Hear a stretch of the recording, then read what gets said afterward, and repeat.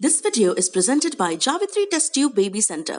माँ बनने का सपना करें साकार। Javitri hospital and test tube baby centre, जहां 80% तक सफल परिणामों के साथ 8000 से ज्यादा निसंतान दंपतियों को मिला है संतान सुख का वरदान। Javitri hospital and test tube baby centre.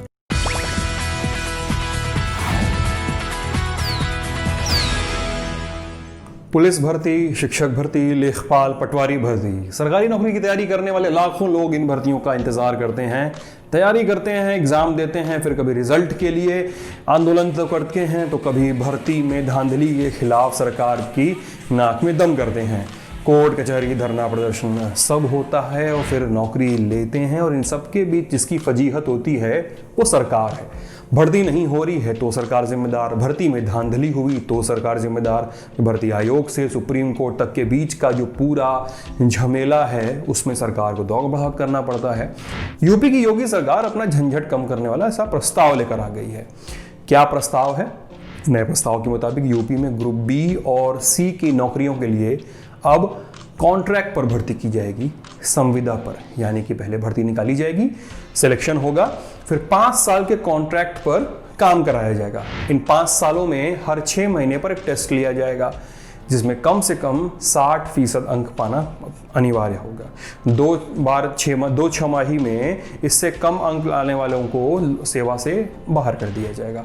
Amar Ujala के अखबार की खबर के मुताबिक 5 साल की संविदा के दौरान किए गए काम को मेजरेबल की परफॉर्मेंस इंडिकेटर MKPI के पैमाने पर मापा जाएगा। सरकार ही MKPI का फॉर्मूला भी बना रही है, तय कर रही है कि MKPI कैसे नापा जाएगा। किसी ने 5 साल का समय पूरा किया, उसके बाद 6 महीने की ट्रेनिंग दी जाएगी। इसके अलावा संविदा पर नियुक्तियों के दौरान मूल पदनाम के बजाय सहायक पदनाम दिया जाएगा। जैसे शिक्षक के लिए नियुक्त हुए तो आपको सहायक शिक्षक का पदनाम दिया जाएगा। अब संविदा पर नियुक्ति के दौरान यूपी सरकारी सेवक अनुशासन एवं अपील नियमावली 1999 भी लागू नहीं होगी।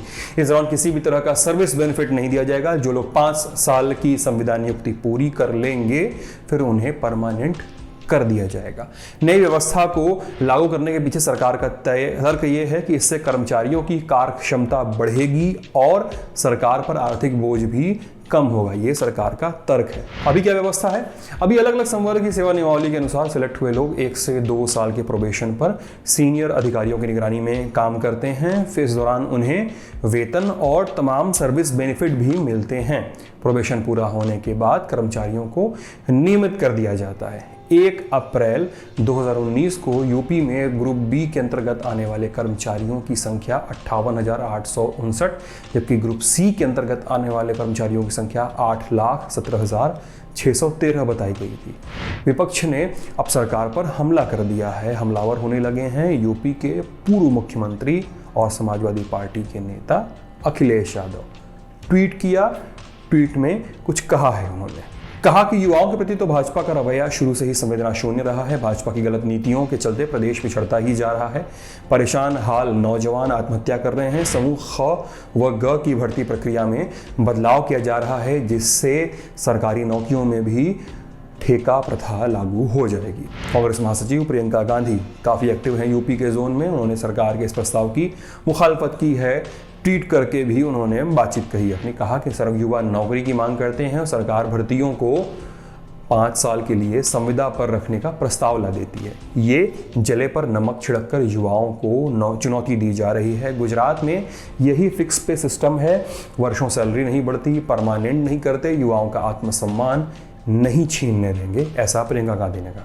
तो गुजरात की बात आ गई, तो गुजरात में क्या सिस्टम है? गुजरात में उन्होंने सही कहा है कि इसे फिक्स पे सिस्टम कहा जाता है, यानी संविदा पर रखे गए कर्मचारियों को मिलने वाली तनख्वाह फिक्स होती है, वो नहीं बढ़ती है। 5 साल या जितने समय का भी कॉन्ट्रैक्ट होता है उसी तनख्वाह पर काम करना होता है।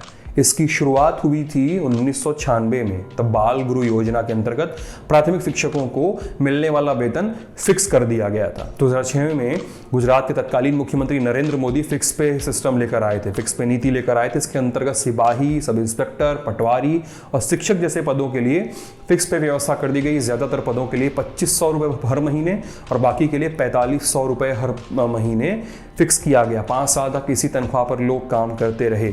इस दौरान न तो उन्हें कोई भी सरकारी लाभ मिला और न ही कोई उनकी सीनियरिटी गिनी गई किसी स्तर पे।